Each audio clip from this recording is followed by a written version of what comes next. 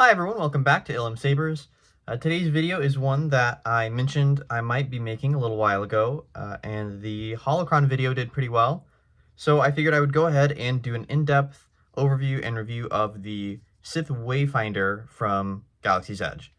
So the Wayfinder works really similarly to the Holocrons in that it interacts with the crystals that you can buy at Doc Ondar's Den of Antiquities or Savi's workshop.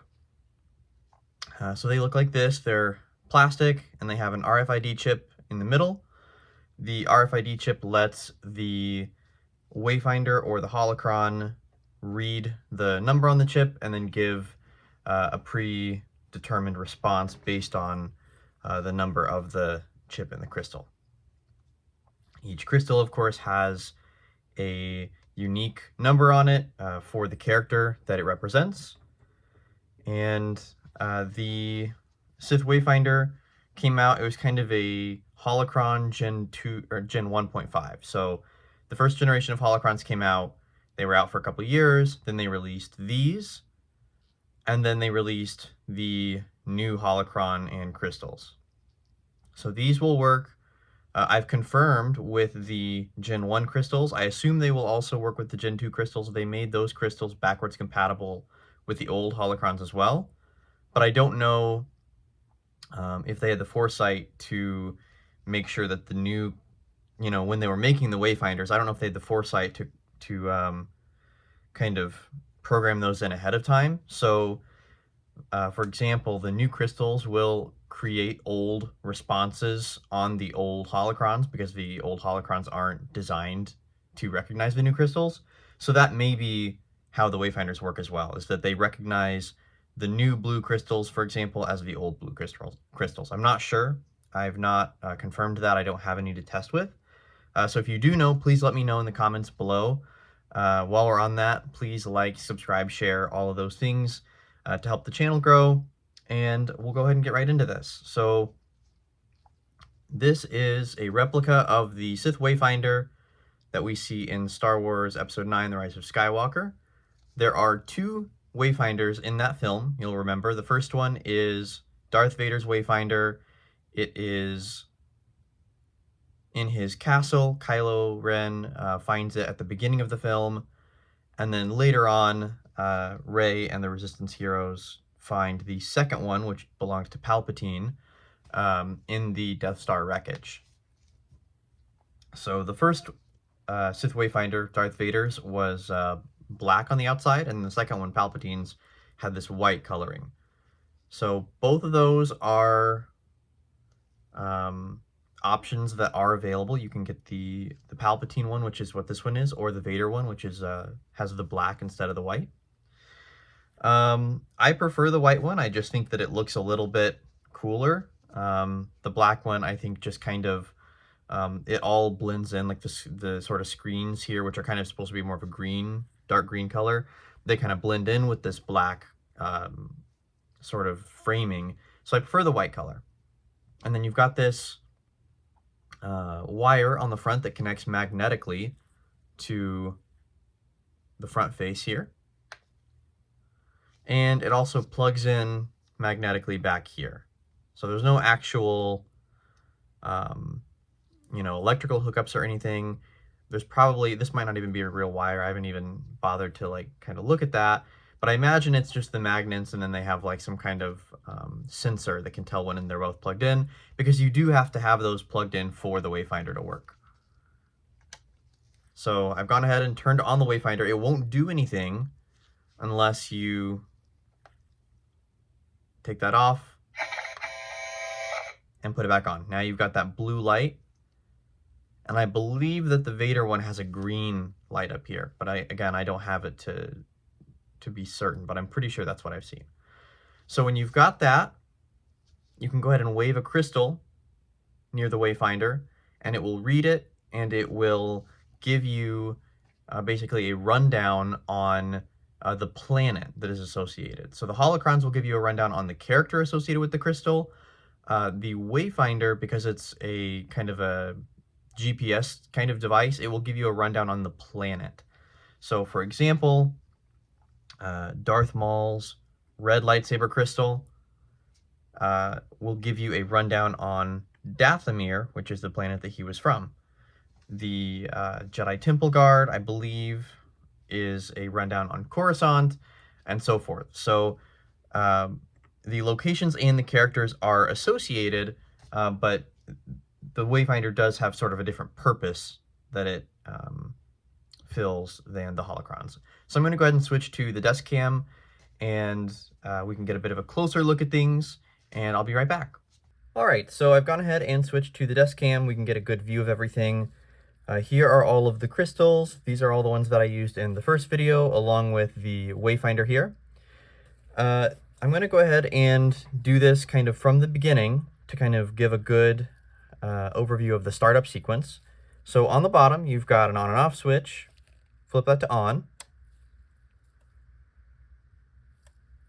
And then you'll want to connect the magnetic wire here. And if it's already connected, it won't, you'll have to do it again. So if it was already connected before, it won't do anything like you saw until you take it off and put it back on. Then you get that kind of power-up sound. Take your crystal and you want to read it right around here on the underneath, like kind of on the underside down here below this lip, or even right around here.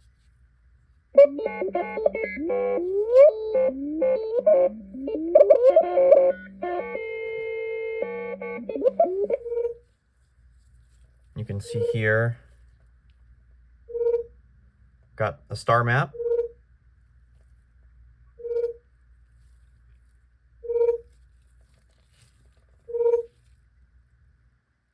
Nothing on this backside, that's the speaker.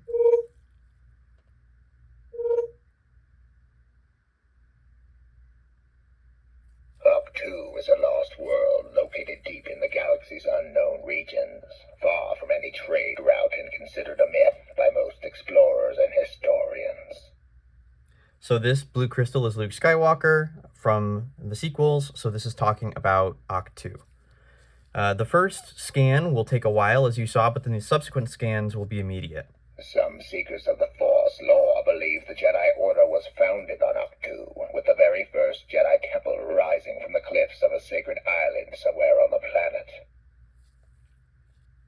Ahch-To is a moody world of stormy seas, whose scattered islands are home to herds of gentle Thala sirens, flocks of chubby porgs, and villages of bird-like Lanai.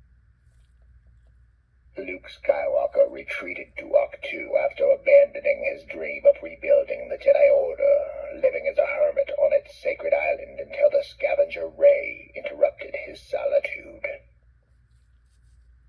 Ahch-To is a lost world located deep in the galaxy's unknown regions. Okay, so any trade route and considered a myth. It looks like you've got 4 phrases per crystal.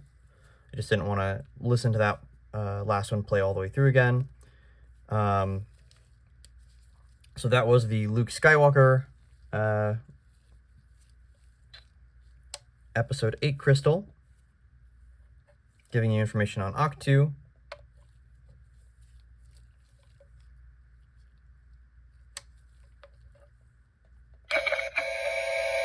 Power up again. And this is a white crystal for Ahsoka.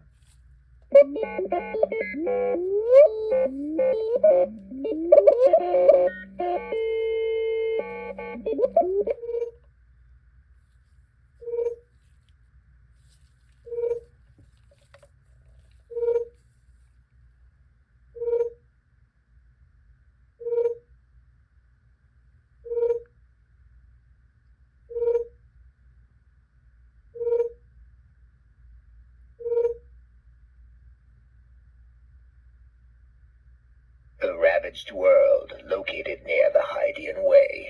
Mandalore is home to clans of proud warriors who value honor above all other things. This is very important. You can only scan the crystal on the side with the assembly here. So these other sides won't do anything. Mandalore was once a beautiful planet, but an ancient war devastated its forests and fields, transforming them into silent wastes of ash and sand.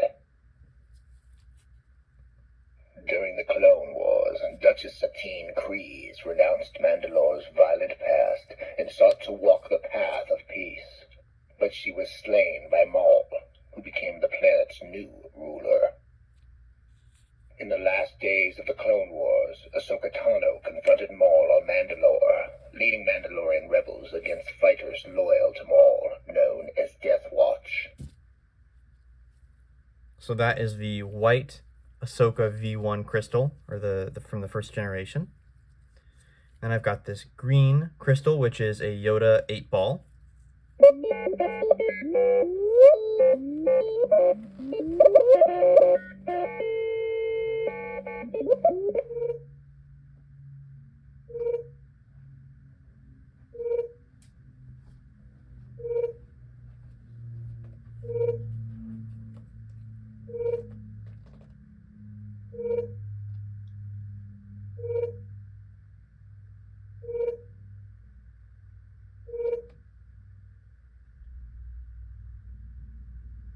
An uncharted world deep within the Outer Rim, Dagobah is a swampy planet teeming with plant and animal life, making it a wellspring of the living force. During the Clone Wars, the spirit of Qui-Gon Jinn called Yoda to Dagobah and encouraged his old teacher to seek out the mysteries of the cosmic force. Yoda sought exile on Dagobah after the destruction of the Jedi Order, spending years in solitude meditating on the Force and awaiting a new hope for the galaxy. Luke Skywalker learned the mysteries of the Jedi on Dagobah and then returned to witness Yoda's death and passage into the Force. So that is the green Yoda 8-ball crystal. This is the V1 Jedi Temple Guard crystal.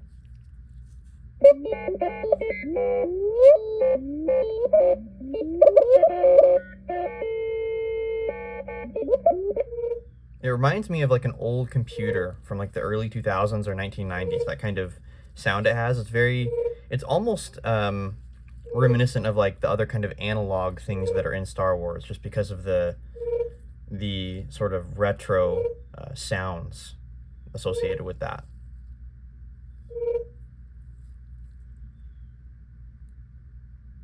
Coruscant is a planet-sized city located in the galaxy's core. It has served as the capital of galactic civilization for many thousands of years. Coruscant has been the Jedi Order's headquarters for countless centuries. Generations of Force-sensitive infants were brought to the mighty Jedi Temple to take their first steps along the Jedi path. Coruscant's Jedi Temple is almost unimaginably ancient, a labyrinth of training halls, archives, vaults, and galleries that serve as a storehouse of the Order's wisdom and Force lore. The legendary Temple Guard defends the Jedi Order.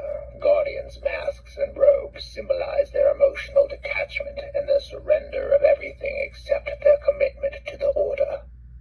So it seems like if you leave the crystal in the read zone down here, it will actually give you the entire spiel without you having to put it back under and take it back out. So we'll go ahead and try that with this Mace Windu.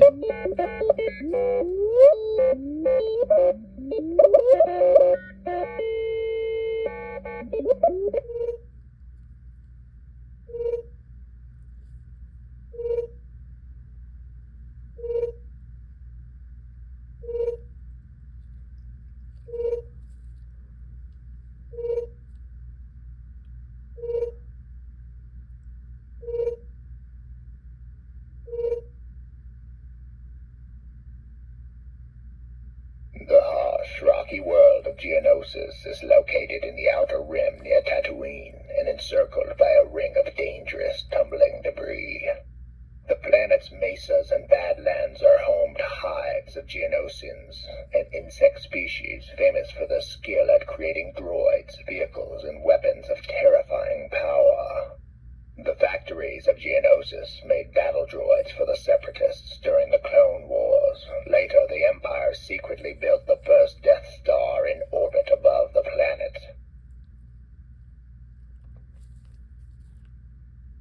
The Clone Wars began on Geonosis when Mace Windu and Yoda led a task force of Jedi and clone troopers into battle against the former Jedi Count Dooku and his separatist battle droids. The harsh, rocky world of Geonosis is located in the outer rim near Tatooine and encircled by a ring of dangerous, tumbling debris.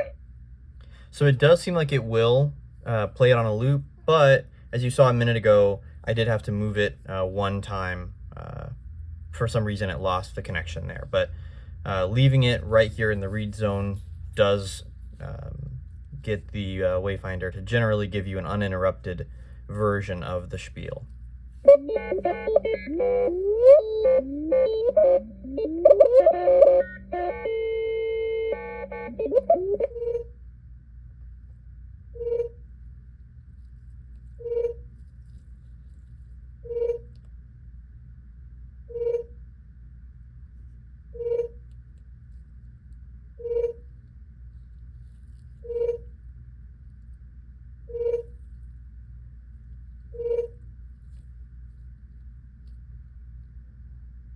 Mustafar is a bleak world of stark black rock and bright lava seas that occupies an unstable orbit between two massive gas giants deep in the outer rim.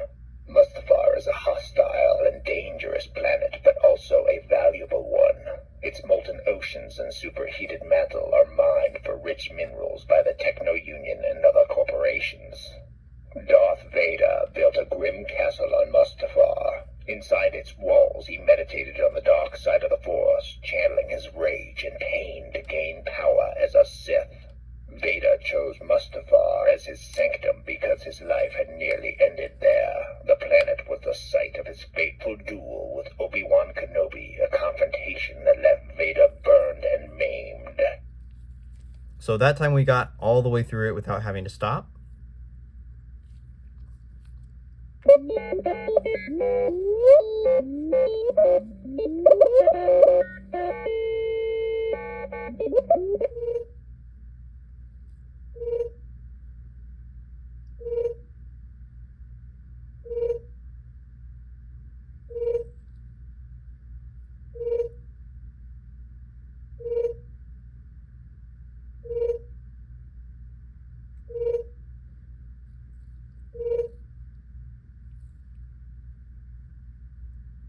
Dathomir is a legendary world in the Outer Rim's Quelly sector, known as a haunt of witches and strange beasts. Its eerie landscapes lie beneath skies colored blood red by a dim, bloated sun. So that time we weren't able to get it to continue. Dathomir is rich in life and shines like a beacon in the Force. Rancors prowl its tangled forests, while its mountains hide secret lakes where ancient Leviathan fish dwell in darkness. The Night Sisters are a clan of powerful Force witches who live in Dathomir's swamps. They rule over the Night Brothers, Zabrak warriors whose villages are found in the planet's harsh badlands. Darth Maul fell into battle with Obi-Wan Kenobi on Naboo and was thought dead, but survived and went into exile. He eventually returned to Dathomir, where Night Sister magic mended his shattered body and mind. Dathomir is a legendary world in the Outer Rim's Quelly sector, known as a haunt of witches and strange beasts. Its eerie landscapes lie beneath skies colored blood red by a dim, bloated sun. So once we got it in the right configuration, it did go the rest of the way through without interruption.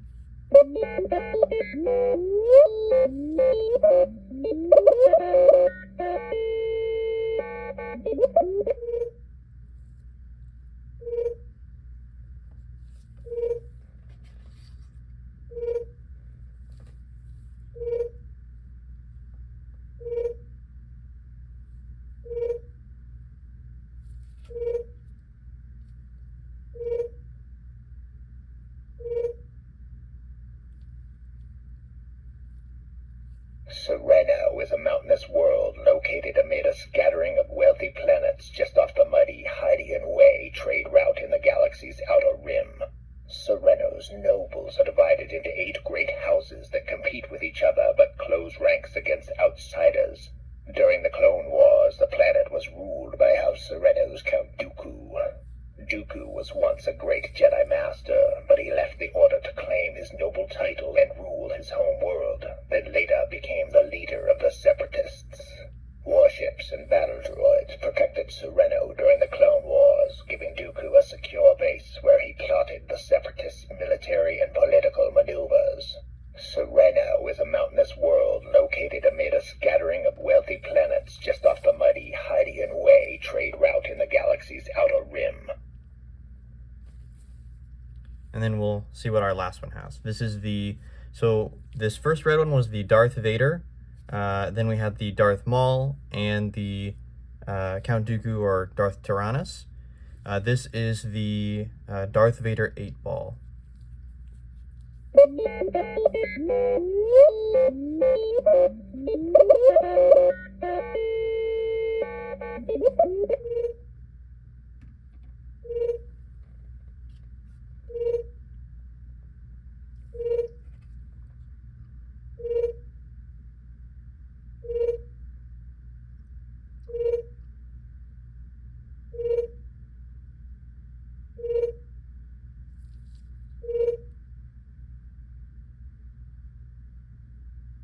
Steeped in the dark side, Malachor is a lonely planet on the galaxy's edge. It was the site of an ancient war between the Jedi and the Sith, a terrible conflict whose echoes can still be felt in the Force.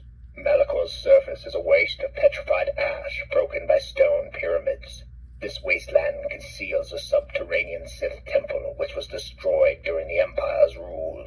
Lore about Malachor was restricted to the wisest Jedi Masters for fear of awakening slumbering Sith perils. Younger Jedi were forbidden to visit the planet or inquire into its secrets. Darth Vader confronted his former Padawan Ahsoka Tano on Malachor, defeating her in a lightsaber duel, but Tano survived by escaping into a strange Force realm known as the World Between Worlds. Steeped in the dark side, Malachor is a lonely planet on the galaxy's edge. It was the site of an ancient war between the Jedi and the Sith, a terrible conflict whose echoes can still be felt in the Force. So again, if you get it close enough, right up under here, it will go all the way through that speech for you. So those are all of the crystals that I have. I've got, again, just to kind of recap, the sequels Luke Skywalker, Ahsoka Tano, 8-ball Yoda, Jedi Temple Guard, Mace Windu. Then we had Darth Vader, Darth Maul, Count Dooku or Darth Tyrannus, and the 8-ball Vader. So I really like that 8-ball Vader having the Malachor information. That was really interesting. And you can see after a few minutes, after a few seconds, the Wayfinder goes back to its default blue color up here. It does, as you notice, change color with every crystal color. So whatever crystal you scan, the Wayfinder will change to the color of the crystal.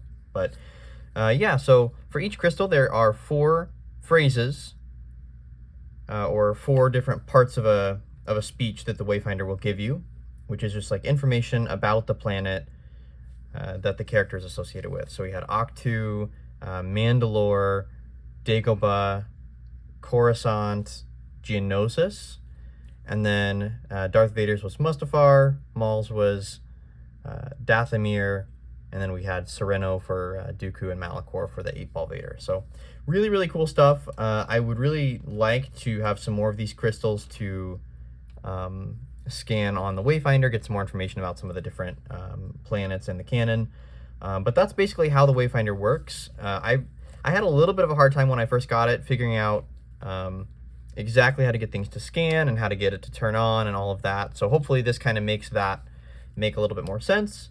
And hopefully you enjoyed kind of hearing some of the lore that the crystals unlock in the Wayfinder, because I really do think that's what this is really good for. This as well as the holocrons are really great for people who are just really interested in the lore, because it really dives into that in a really cool way. So I'm going to go ahead and switch back to the forward-facing camera and go ahead and do our outro. All right, thank you so much for tuning into the video today. I hope that it was educational and enjoyable. You learned something about the Wayfinders or just enjoyed watching me kind of mess with them. They are a little bit finicky at the beginning until you kind of figure out how everything goes. So hopefully this video kind of shows you how to operate them, how to get them to do what you want. how to recognize the crystal and all of that. And if you enjoyed this video, let me know in the comments. I will do some more sort of lightsaber adjacent, more kind of Star Wars videos. The Wayfinder will automatically shut off. You'll hear Palpatine's voice. The other one, you'll hear Vader's breathing. But yeah, if you're interested in these kind of videos, I'd be happy to do more. There are some other Star Wars, but not saber related things I could do videos on, kind of saber adjacent perhaps. So let me know in the comments what you think of that. And until the next time, may the Force be with you.